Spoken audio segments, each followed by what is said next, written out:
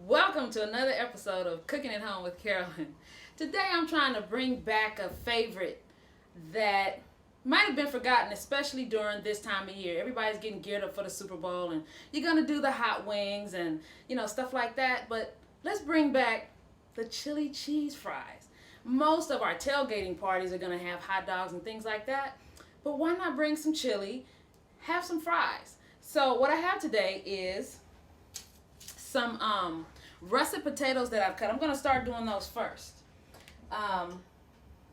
Show you what I got here. What I did was just took a regular russet potato, which bakes really well in the oven. We're going to bake our fries. I'm not going to fry these today. But I just have a regular russet potato that I cut lengthwise, and I'm going to make wedges. So I'm just going to cut it here. Okay. Cut it in half again. And cut it here. Okay. Then I'm going to take some of this water off of them because I don't want them to be too wet before they go into the oven. And then we'll get started on our chili.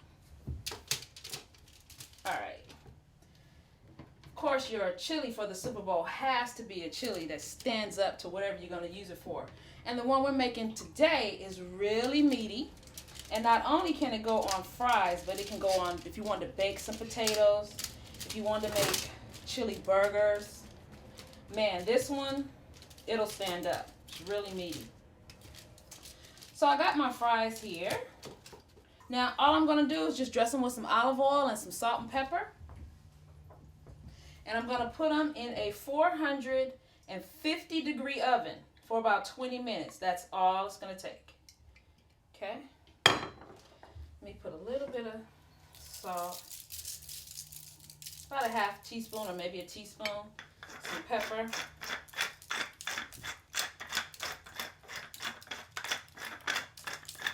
And clean hands is a cook's best tool. Just going to dance them around a little bit. And because they're wedges and I'm going into the oven with them, I want them to get crispy on all sides. So I'm going to stand the wedges up. Stand them up. There we go.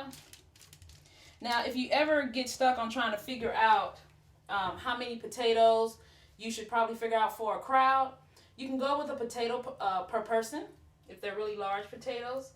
Or if you got big guys coming over, go for 2 potatoes per person. You might have to do a few pans, but you'll be fine. Going into a 450 degree oven. 20 minutes. Let's get started on our chili. Earlier, I rendered down 4 slices of regular bacon. You can get the applewood or the hickory smoked. It's really good. Slowly render it down over medium heat, okay? And then put the bacon to the side. What I needed is some of this oil. And when you render out the bacon fat, you're going to get about 2 to 3 tablespoons of oil, okay? I want to season up this chili really good. So I'm going to grab right here. I'm going to get the vegetables started. Now what I have is some bell pepper, little bit of celery, whole lot of onion, and about 7 cloves of garlic, okay? If you are scared of garlic, this is not the chili for you, but it's okay. You'll be fine. Let me put this in and get the vegetables just to sweat. You don't have to brown the vegetables. This chili is so easy. It's done in about a half an hour, okay? I'm going to wait to drop the garlic in just for a minute. First of all, this chili would be really good if you did it the day before. Especially if you're having a big party, a lot of people are coming over. Go ahead and do your chili the day before. Cool it down. And then you can put it in the fridge and reheat it the next day. Second tip, when you're having a party, Super Bowl party, what I tend to do is get an ice chest. I load it up with ice. I drop everybody's favorite beer in there, cut some limes up, and put all that in the living room next to the TV. Girls, guys love it when they ain't got to go far for alcohol. So do that, it'll work. And then throw your ground beef in. Now what I'm using here is a sirloin, a lean sirloin. It's about 80-20. And I'm going to go ahead and drop that in. Okay. Let's put the top over here. And give it a stir. And at this point too, we can go ahead and add the garlic. Get your vegetables and your meat all mixed up really good. add my garlic now.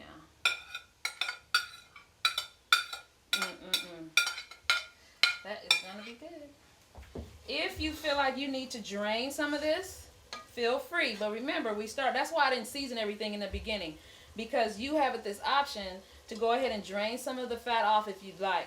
What I'm gonna do is I'm gonna leave this in here because it's really not that much. And it's gonna be even less if you use the ground beef that's 90-10, okay?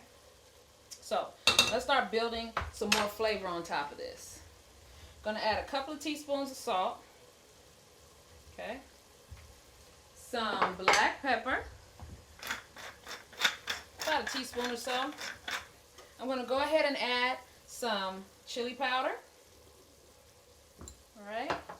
I got some oregano and some cumin. Just dried spices that you have already there. I'm gonna go ahead and add this. This is chipotle peppers. You can find them in your grocery stores. And a chipotle pepper is nothing but a jalapeno pepper that's been smoked. And this is also in adobo sauce. They come in adobo sauce. The adobo sauce is nothing but some vinegar, some tomato, a little bit of salt, some spices. And then they put the smoked jalapeno in there. Oh, it's the bomb. It's going to add just a nice kick. Then I didn't take my paper off of this. Sorry about that. I got 6 ounces of tomato paste. Talk about rich tomato flavor. Right in. Okay. And then I have 1 can of diced tomatoes. 1 14-ounce can or 14 and a half ounce can of diced tomatoes. That's that. Real simple. Most of the ingredients you probably have already.